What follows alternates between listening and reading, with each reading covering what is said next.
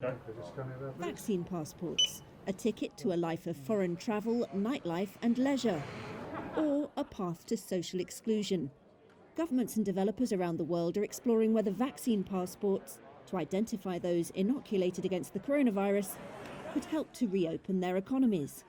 But those developing the technologies are urging lawmakers to think seriously about overcoming the obstacles to their use.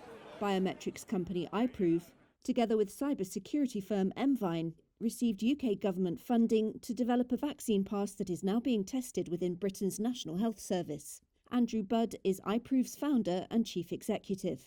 I think there are huge issues. I mean, there are issues of discrimination, there are issues of two classes, there are issues of privilege, there are ageist issues, because it's likely older people, such as myself, will get the vaccines before younger people, which means that older people will have access to services and capabilities that young people are excluded from. Here in Manchester, Northern England, some 420,000 people are employed in the nighttime economy. Event organisers say that while socially distanced concerts and events have kept people in work, they aren't financially viable in the long run.